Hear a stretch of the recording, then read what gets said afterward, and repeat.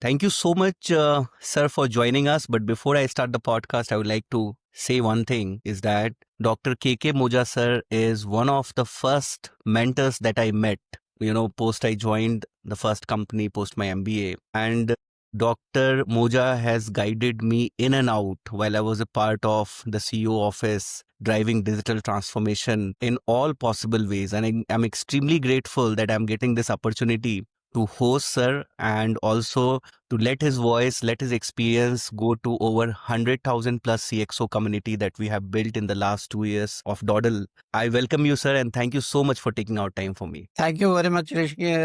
Rishi. I used to call you Rishi, a short name. It's my pleasure to talk to you and to your audience on my personal behalf and on behalf of my company, Moza Infra Solutions. It's my privilege to be with you, and whatever you want to ask me, I'm ready for with go.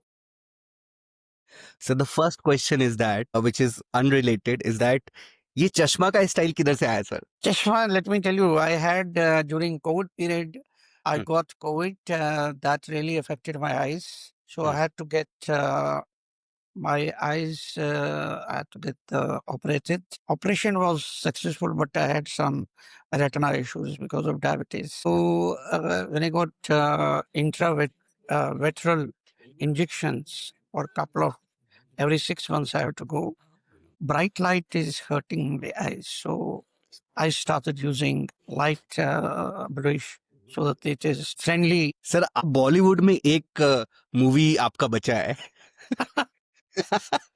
वो भी करेंगे वो भी करेंगे. So the first topic that we have for you is that you have over 4 decades of experience across civil engineering spectrum. What are those core principles which you feel have remained unchanged in how you are evaluating the success of an infrastructure project? You see, the first is the determination. Determined to do the job, and I love opportunities and new ventures. That has been my strength.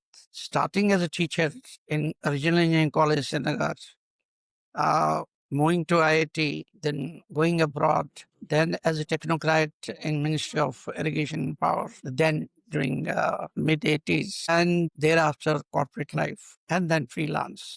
Across the spectrum, I had, and I could see it is your dedication which ultimately pays you. It's not a risk, I should say.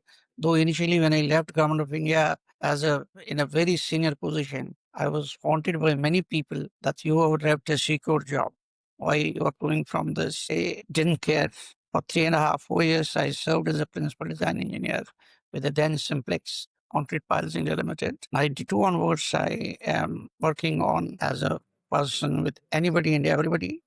Now, in last 2 years, we are working in a company model which we named as Moza Infra Solutions. We are providing services right from, if you remember when our last interaction took place, I was working on a quality control model using sensors. In fact, that I have further developed.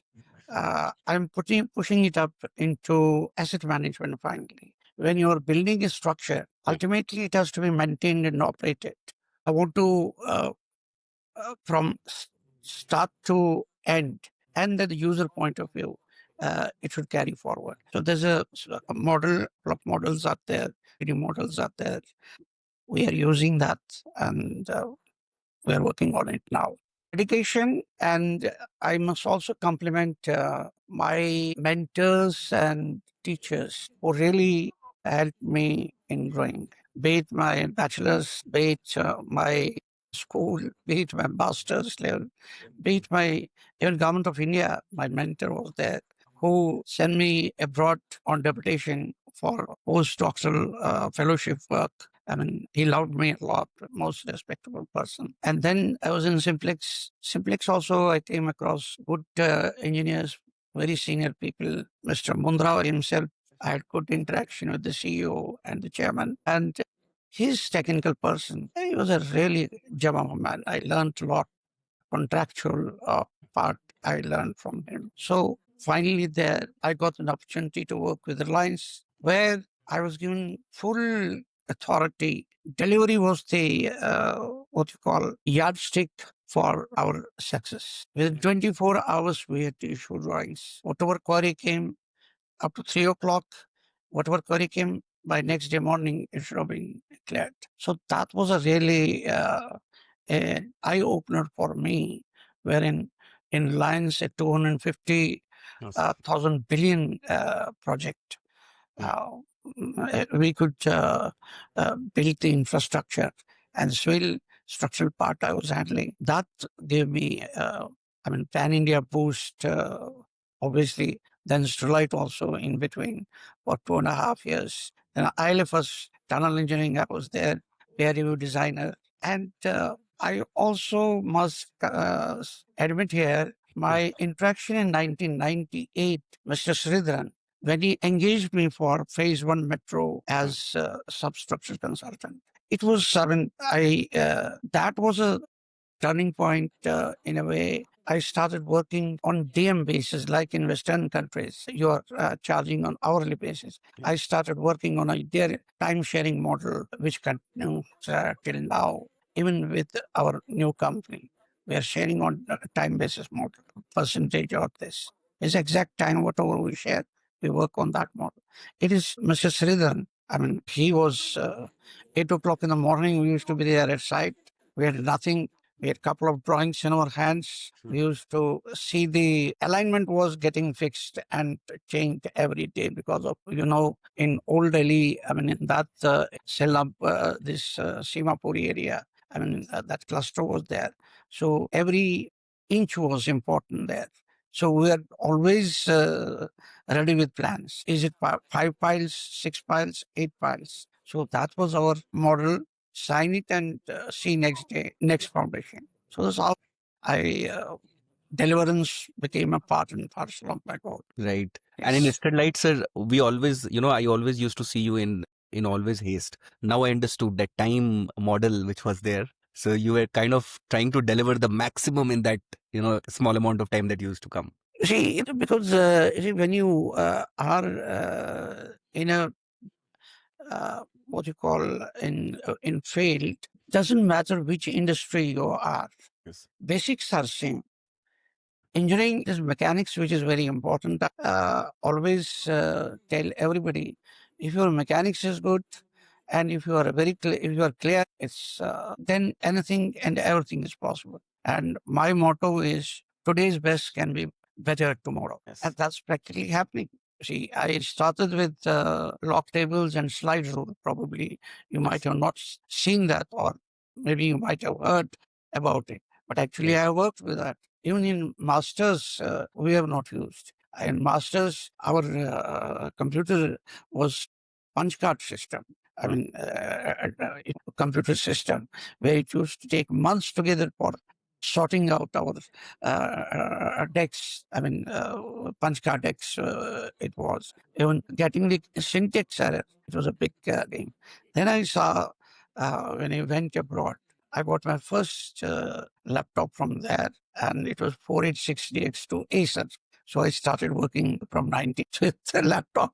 So I've gone through the technological era from handwritten drawing blueprints to computerized outputs. So during it was Omnia sheets. We are making drawings used to come in that Omnia printed sheets. Yes. And now It was there's not AI also coming in, sir. Like, the same. yeah. AI is, I did try a model because recently I have developed also in our company soil model pan India. If you remember, our in Sterlite we tried, but unfortunately those two youngsters who were with me, they left from that innovation department. Two people were Yes. there. They Yes. were working with me. So during COVID time, I worked on that model, soil model for pan India. So it is a live model. Anybody can take soil properties as preliminary, what do you call, data for their projects. So it is how technology is changing, and I'm sure within the next 10 years, it is going to be on the tip. AI will, you generate 10-story building, it will come automatically on your screen. That kind of scenario I see within the next 5 to 10 years time. So you have seen a lot of projects. What, as per you, consistently drives execution success or failure? See, project management is a big, I must tell you, project management is very, very important tool which in professional companies I've seen. Let me be very honest. I've seen a company like Larsen Tubro, Project Management Group. Is project management group, it is a planning, which is very important. That means in the evening when every day job is done, the project manager and the planning person, they sit together, then they decide what is going to be the next day job. And this is how it has to be. Unfortunately, that model, I haven't seen much other than where Western, what you call, companies are involved who are monitoring. But in India, I must say, I was very much impressed by L&T's model, planning and project monitoring. They were, and that's how they used to stick to the schedule. 18 months project used to get completed in, say, 16 months, 2 month ahead. That's what happened in phase one. In spite of so many hurdles, yet they were able to do it, which is unfortunately not happening in road projects. Road projects, mostly delays are because of the land acquisition.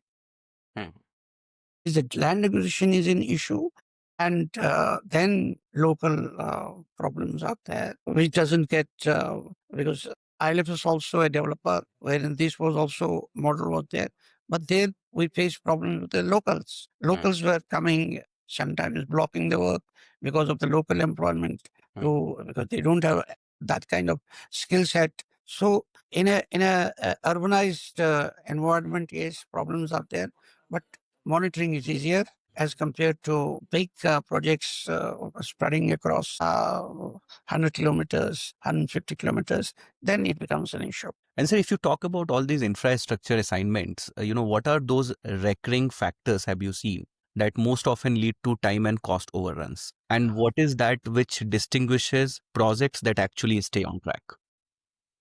Let me tell you what, because I have been involved in the infrastructure heavily, be it railways, be it metro, be it transmission lines, be it telecom sector. I have seen what's happening is in most of the infrastructure projects, which are aided by Government of India or which are government funded, the DPR is faulty. That is detailed project report, pre-feasibility report, pre-feasibility reports. They are not up to the mark. The variations are huge. And with variations in that range, when you are dealing with a project of magnitude of, say, 2,000 crores or 3,000 crore project, and DPR has stated around on those lines, maybe 10% here and 10% there. But when you actually execute it, it overruns because the factual information in DPR was not there. It was missing because contractors do not have access at that time. Because contractors, I'm quoting an example, there's a Parliament House Library complex was there, Parliament House Library complex.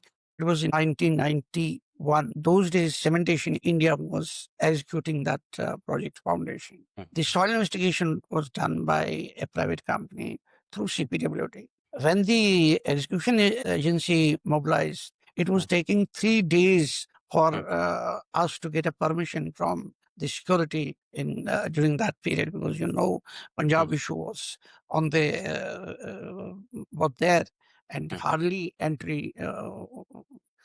3 days pass issuing from the parliament. It is not a joke. Even I used to go regularly. I had to get every 3 days. I had to get a renewal. For outsiders, it was impossible to come and visit. What had happened was what was envisaged did not come out true. So that went to the project cost, which was 78 crores those days. It went to 400 plus. They went to arbitration. They won it and they got it. So DPR, I feel infrastructure projects, unlike in private companies who are the developers, they are thoroughly investigating, thoroughly checking. You must have seen in Sterlite Power also, they are also developers. How much efforts they were putting on in project management.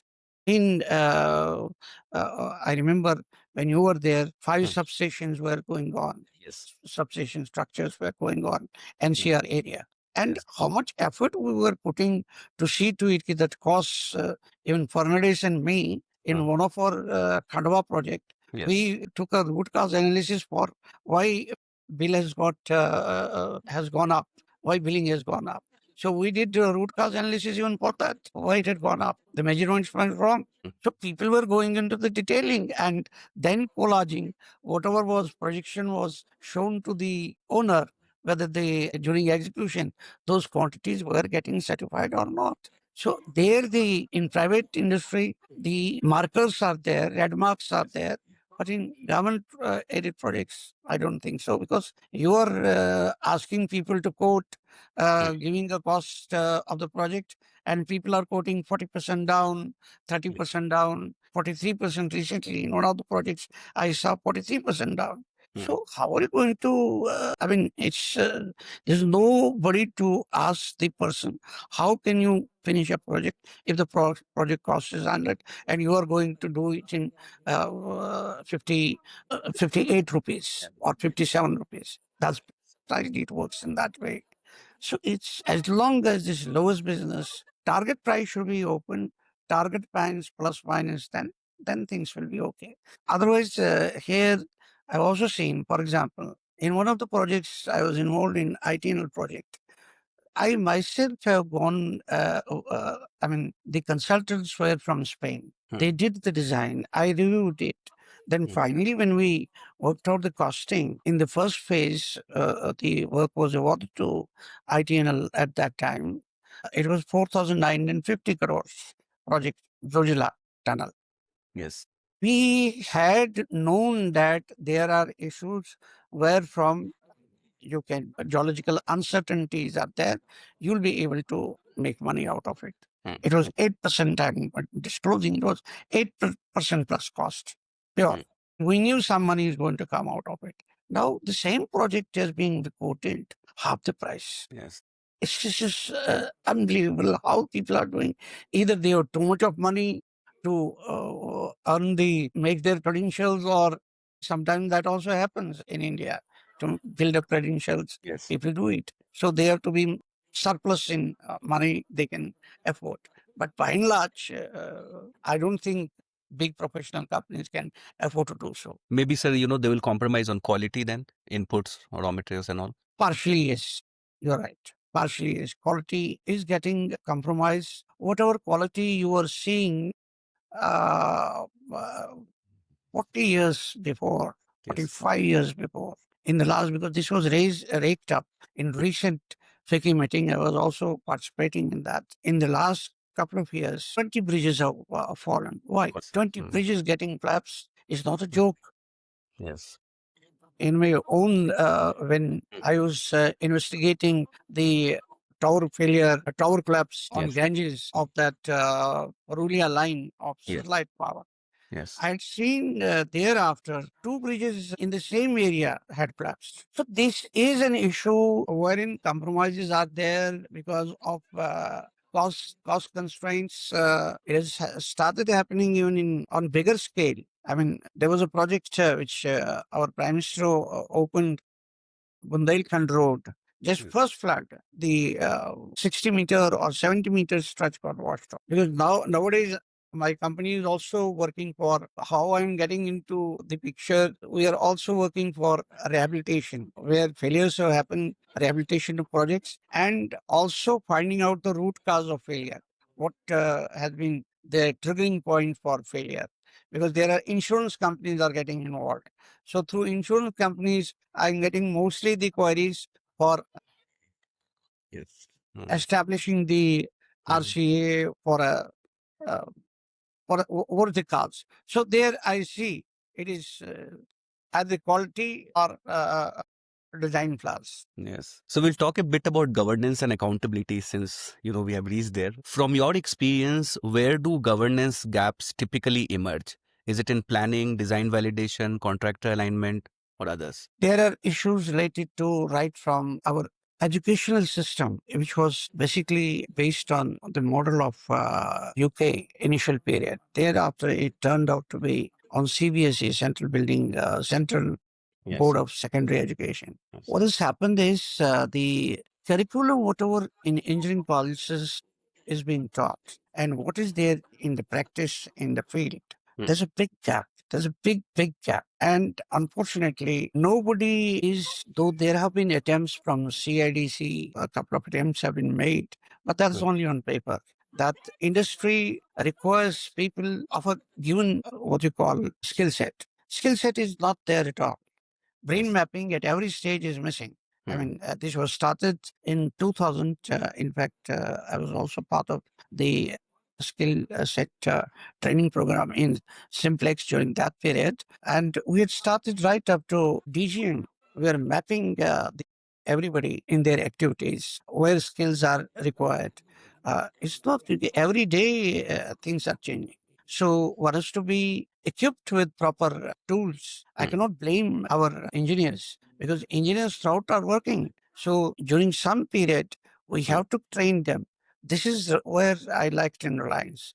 Reliance, these training programs are there almost every 2 months. Training programs are there to sync the requirements from the field, whatever are desired. Those lines are taken, and then the engineers are trained. So skill set is very, very important. What is there? That is missing in our company. That is our. Then in terms of the accountability, accountability is in infrastructure projects. Nowadays, what has happened is that any company with foreign tie-up is becoming eligible. Foreign type becomes only a silent partner. What is the use of that? There's no use.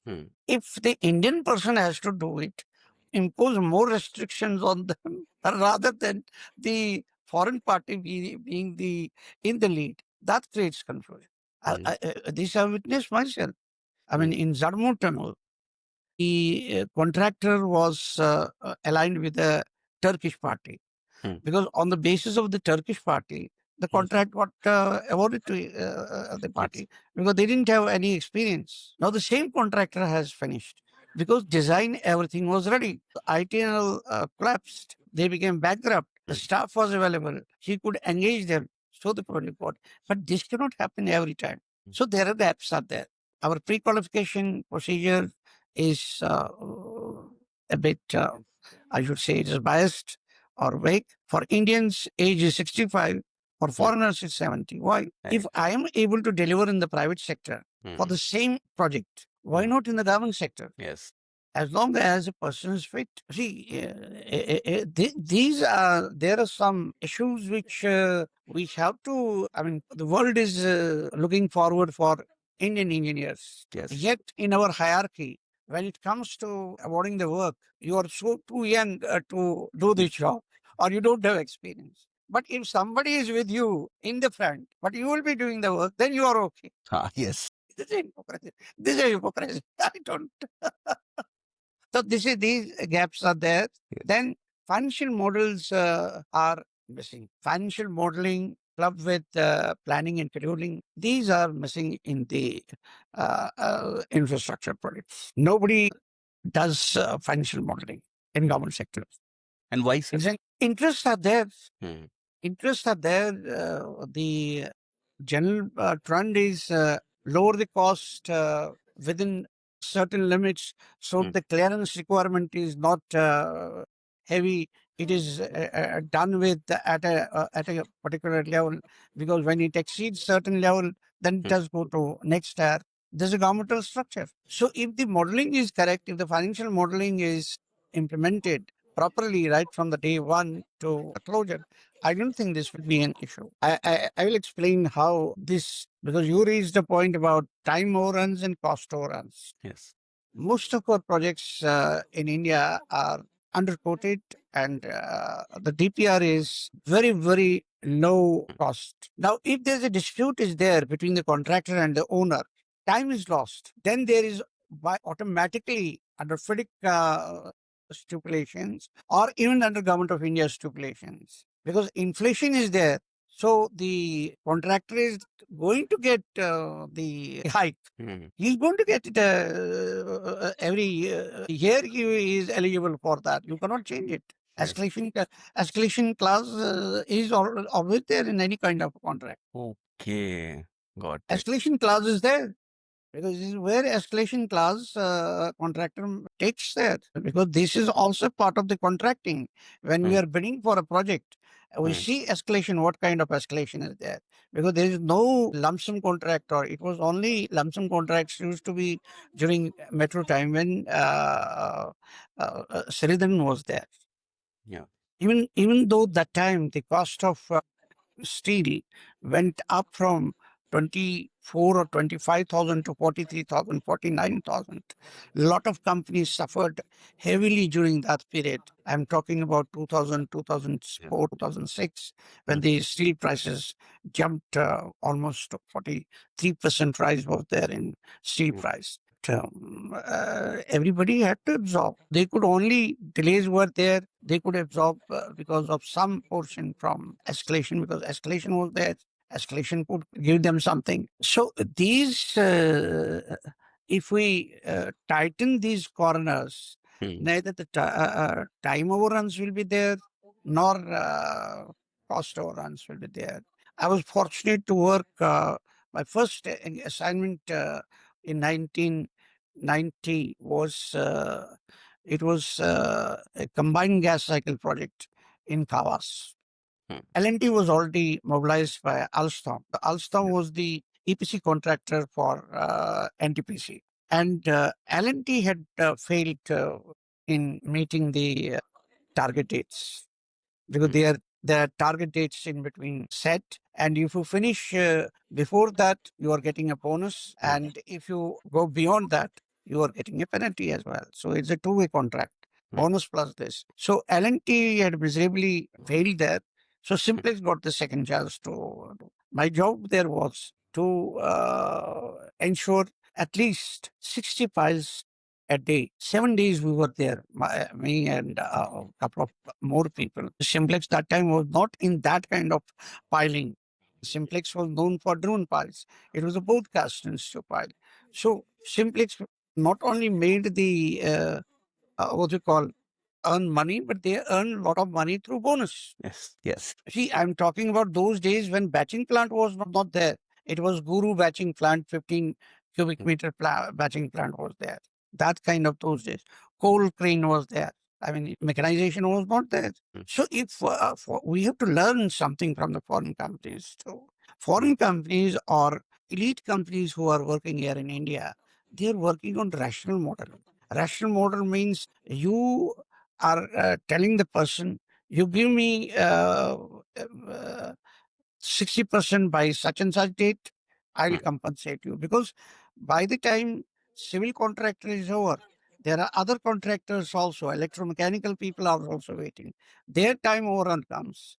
So this is how overall project sequence gets into operation, which is missing in, I mean, sorry, again, governmental projects. Government is not looking from that point of view, no, because there's no accountability is not there. The work culture has gone some change, definitely, with Saridharan styles of functioning. It has penetrated in some departments, but not fully. Still, it is same old story. And so, talking about independent reviewers, how has the role of independent reviewers evolved from post-facto troubleshooting to predictive risk mitigation? See, it started, independent reviewing started with the onset of, from 90 onwards, they came into picture, independent reviewers. Independent reviewers were mostly uh, uh, retired top government officials who had headed some technical department, or a person who was knowledgeable enough to give recommendations on certain factors. Then IIT culture came into picture. Then when IIT PRT corridor was a failure, then independent consultants too, it became a, okay, get review done by such and such person. It was individual names got into prominence. So where you, because first of all, the market rating has to be there. There's a credibility is important. A reviewer has to constantly, keep himself abreast with the state of the art. For example, today I am reviewing a project in Dutch. There's going to be an airstrip. Now it's a soft soil. Singapore-based company is the designer. Yes. And European company is main designer. Now I've been roped in to review the airfield design, what the designer is submitted. So my responsibility is to see it is safe, and 26th January is the target date for the landing. First landing has to occur on 26th of January in that area. Is a Reliance project. So this kind of motion has to be there, synergy has to be there across the industry, be it government, be it private. Then things will work. And I'm sure maybe next 5 years are going to be, because artificial intelligence is also taking, but more and more independent reviewers, experts will come in the market. Yes. And so when we talk about in a typical client, consultant, contractor ecosystem, what cultural and communication misalignment most frequently escalate into disputes, delays, and compromised quality? Obviously, ethical issues are there. There are ethical issues are there which are primarily prime causes ethical issues. Because if the ethics is not there, when I was taken aboard on by Reliance, because Reliance knew I was on board with Simplex as their board advisor. I was advisor to the board of Simplex board that time, 2010 I'm talking about. Reliance did tell me you can continue, but I knew that today or tomorrow, Simplex has been their subcontractor. The conflict of interest would be there. So I immediately said, no, I will only stick to my position. I will forget about my retainer fee, but I will stick to the conflict of interest should not be there. So it is conflict of interest which is important. As long as you are clear about the conflict of interest, and that there the ethics comes into picture, which unfortunately, mostly is not happening. Yes. And now, sir, if you were designing a streamlined project delivery framework for high stake infrastructure today, what will be the 3 to 4 practices that you would institutionalize to improve predictability and accountability? I'll give you, those the project cost should be declared in first as the practice in the private industry with big players in the market. It international. Eaton was here in India. Leighton has done some work. Hamburg was there. Number of foreign companies were operating in India in metro. So when you are giving a project cost, you are declaring to the project manager, this is going to be my cost and this is going to be my achievement. Now you break it up, view the responsibilities. Down the line, say, supposing there are 8 segments or 6 segments. So 6 heads would be there. So obviously the work is getting distributed under 6. So 400 crore project may be getting distributed in 8 or 6. So accordingly that. He again further there will be people who will be working in. That should be worked on working basis, on daily basis. Today's equipment, today, I am again coming to one example which is worth quoting here. I was involved in DMRC second phase when the international metro civil contractors were there. I was that time helping Simplex at that time in project management. So one of our equipment got stuck up in Adani. They were not releasing that equipment, which costed 4.5 crores. My commitment to IMCC was that on such and such it is going to be there. Because they were marking on the program, those days it was Primavera package they were marking. Yes. So they were marking that this machine has to come from here, it will arrive from here. It was on the board. It was put on daily basis on board. Where it has reached, where it's in between. We couldn't tell them our client has not released. I forced my CMD that time to say, ask our British partners to send us by air the main component and 40-ton crane base was there. We mounted on that, and within 4 days we managed it. That is how it has to be done. Yes. If we are able to do it, with under such constraints, and in a place like Central Secretariat, Hmm. in a place like Connaught Place, traffic movement Yes. was to be there all the time. We're working all underground. We're Yes. putting steel sheets on the top and working underground, and on top the traffic was moving on.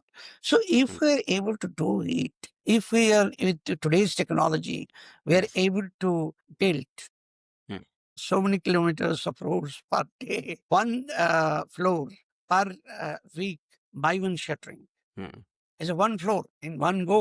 So why can't we control the cost and the time frame? Yes. It is possible. It's not that it's not. Private people are doing it. Yes. Now we will go to the last part of the podcast, like Yes, please. talking about future project leaders. What must they master beyond technical knowledge? I think is a relationship matters a lot for project managers. One-to-one relationship. You must have seen in whenever I worked, it's not me. I imbibed this culture from my mentors, be it in India or be it abroad.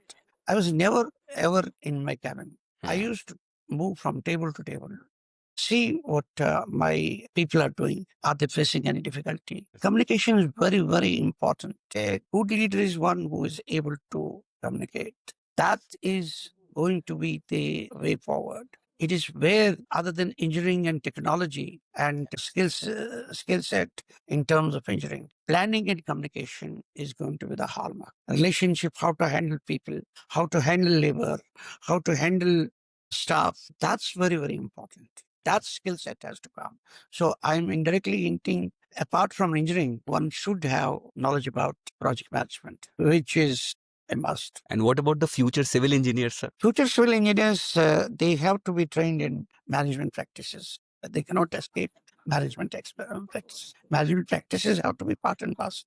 An engineer has to be well versed with the finances also. Once he is an overall project manager, he should know everything, how cash flow is coming, how his cash flow is going, where from he is going to get money, what is going to be billing, how much money he has to ask the owner to organize, because it cannot be done in one day. When you are dealing with the multi-crore project, say 500 crore, 600 or 5,000 crore project, you cannot ask in 7 days time the person concerned that I need so much and so much of money. You have to be well versed with the cost. You'll have to be very, very clear how much billing is going to be there, whether billing cycle is giving me cash flow positive or negative. So this is pure management. It is not taught in our engineering. But this is not a part of the engineering curriculum. There were in 5-year program, this is a construction management was there, but later on.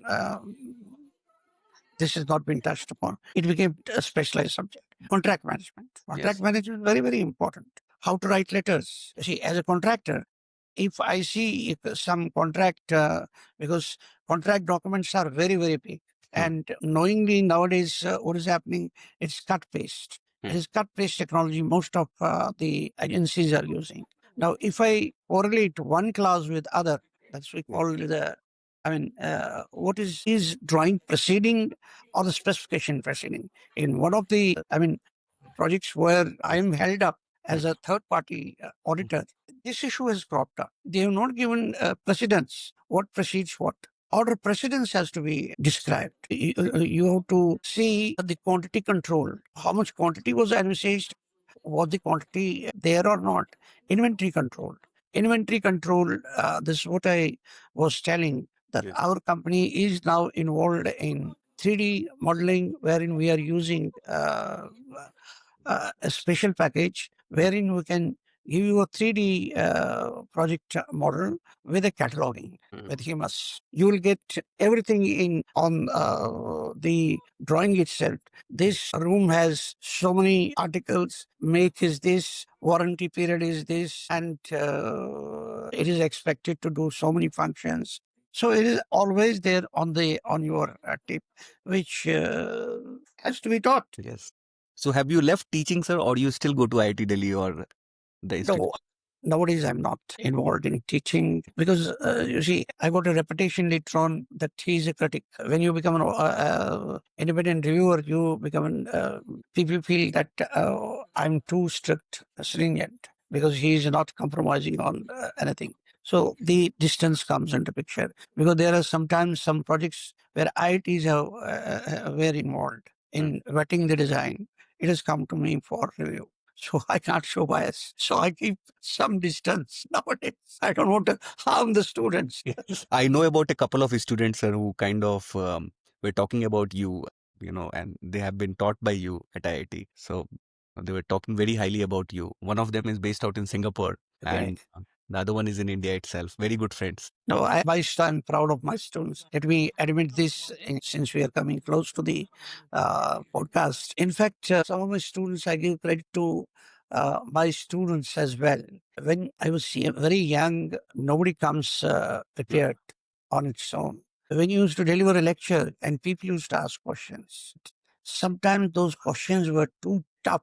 It used to take me, I used to go to the library because it was becoming a point of honor. I mean, that, oh, I'll be booed tomorrow if I don't answer this properly. So that also became, my students became my strength. So I learned from my students also who posed those tricky questions. And I also used to, what they call, give typical answers, which were very typical questions, which were not straightforward, which is simple, but twisted. So my students also used to twist me in asking questions where I had to slog. It was a two-way traffic. Yes, yes. That's the best part of teaching intelligent students, sir, actually. So last question of the podcast is that what are those two things, except the work that you are doing, except the work that you are doing, which you want to do? I'm in the last, you see, I've not disclosed it in open domain. Today, I am getting an opportunity to disclose it. I have taken Diksha in Shaivism in 1994, post my heart failure. I was hardly 37 at that time. That changed my concept of life. So I'm involved in spirituality. A couple of books I've written. One more book is coming out in that. There's a book called Life and the Supreme Order. It got published in 2023, November. One more book is getting released, going to the International Book Fair also. Sound of Silence, purely prose. I'm writing abstract prose. So that keeps me busy. Other than my work, I'm involved in reading and writing. So we would love to have a podcast on this topic as well. Yes, on spirituality, yes. Yes, sir. Sure. So I want another 1 hour from you. I'm gonna ping you again. Yes, yes, there were a couple of, because some of my, who have been my, what do you call, I should say, who are equally seekers like me, who reside away from India. We are connected through groups. They were asking me to give podcast on spirituality uh, because spirituality doesn't believe in any religion, any sect, or anything. For me, everybody is same. It A, B, C, D. Religion has no place in spirituality. Name has no value. Yes. It is oneness, and that's getting proved by science of you and me. We are all one. Yes. Our DNA is 99.9% common. Yes. It will be across the planet, be it in United States, be in Africa, any person there, any person here. 99.9% DNA is common. So it is not our shape or color. It's only our mind and ego which what you call us from oneness. Thank you so much, sir, for joining us on a podcast. Very insightful discussion. And we'll hold another discussion on this topic of spirituality again. Thank you. Thank you so much, sir. Thank you so much. Thank you. God bless you. God bless you. It's my privilege to talk to you. Thank God you so bless you. Thank you. Thank you.